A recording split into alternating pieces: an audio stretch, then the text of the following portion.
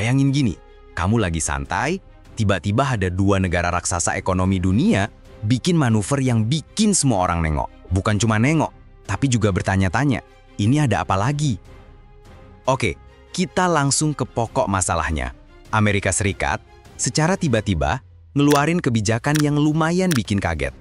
Mereka ngenain biaya sandar pelabuhan sebesar 25 miliar rupiah buat setiap kapal milik atau yang dioperasikan China yang masuk ke pelabuhan mereka. Yes, kamu nggak salah dengar, $1,5 juta. Ini bukan receh, guys. Kebijakan ini jelas bukan main-main. Angka segitu buat biaya sandar itu gede banget. Ini kayak tiba-tiba tarif parkir di mall favoritmu naik ribuan kali lipat. Pasti mikir dua kali kan buat masuk? Nah, kalau kamu pikir itu udah cukup bikin heboh, tunggu dulu.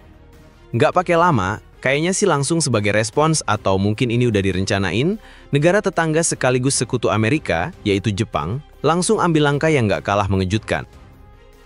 Kapal pengangkut LNG ini bukan kapal kaleng-kaleng. Ini proyek triliunan, teknologi tinggi, dan penting banget buat pasokan energi Jepang. Keputusan Jepang ini punya implikasi serius. Bagi China, ini pukulan telak buat industri galangan kapalnya yang lagi ngebut bikin kapal-kapal canggih ini. Bayangin, pesanan gede tiba-tiba batal. Pasti pusing 7 keliling. Buat Jepang sendiri, ini artinya mereka harus cari pemasok kapal LNG dari negara lain. Pertanyaannya, kenapa secepat itu? Oke, sekarang kita coba bedah sedikit. Kenapa Amerika tiba-tiba palak kapal Cina dengan biaya selangit? Dan kenapa Jepang seolah kompak dengan langsung menyetop pesanan penting dari Cina? Kalau dari sisi Amerika, biaya pelabuhan yang super mahal ini bisa jadi banyak artinya. Bisa jadi ini cara buat menekan Cina dalam isu perdagangan yang udah lama panas dingin. Atau mungkin ada pertimbangan keamanan nasional yang nggak kita semua tahu. Intinya, ini adalah sinyal keras dari Washington ke Beijing. Sementara langkah Jepang, ini menarik banget. Apakah ini murni solidaritas sama Amerika?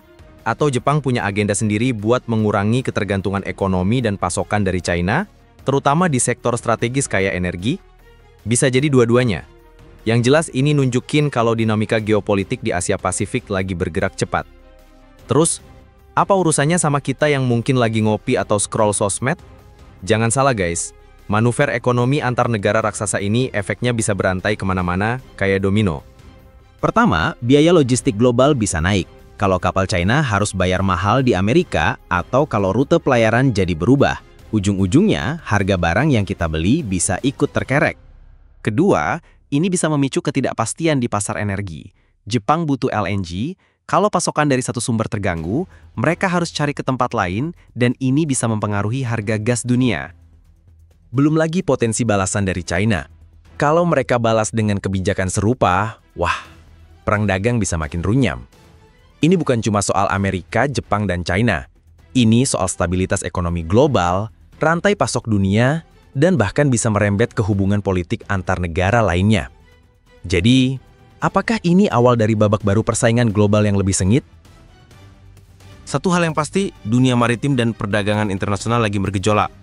Kebijakan Amerika dan respons cepat Jepang ini adalah pengingat bahwa ekonomi dan politik itu dua sisi mata uang yang nggak bisa dipisahkan. Kita semua perlu terus pantau perkembangannya, karena apa yang terjadi di pelabuhan dan galangan kapal di belahan dunia lain, cepat atau lambat bisa terasa dampaknya sampai ke depan pintu rumah kita.